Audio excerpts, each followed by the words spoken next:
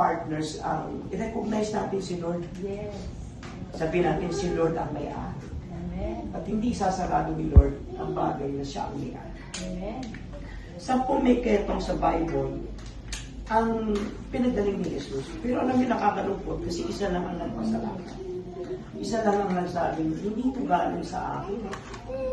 So binalikan niya ang Panginoon tapos nagpasalamat siya. Sino mag-iisip na ang ketong ay hindi mo mamamanayang gumaling ka? Kasi ang ketong ay isa sa pinakamalalang sakit, di ba? Naaagdasan mo ang katawan mo eh. Tapos, dumaan ka lang sa isang lugar kung nasaan ang Panginoon, all of a sudden, nakareceive ka ng healing. Yun eh. Ganun din tayo. Dapat may isang taong nakapagre-recognize na ang lahat galing sa Diyos. Pamilya, mga asawa natin, anak, mga partners, mga pinsan, kamag-anak, employers, mga employee, sangkap ng dapat nating pasalamatan. Kasi tayo ay stewards.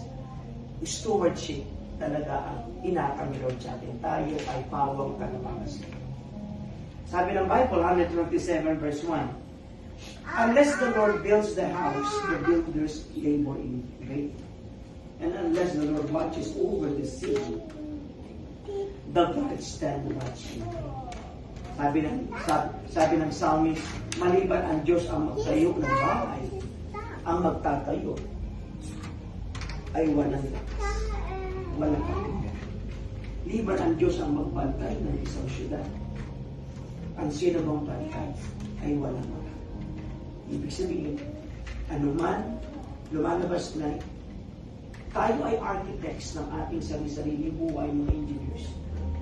Pero remember na ang Diyos pa rin ang final na architect na magtatayo ng ating pamilya, profession, at mga businesses. Hanggang hindi natin siya nare-recognize na sa iyo to pamilya. Kahit anong pamilya, matinong mag-asawa, itayo nila ang pamilya nila kahit nag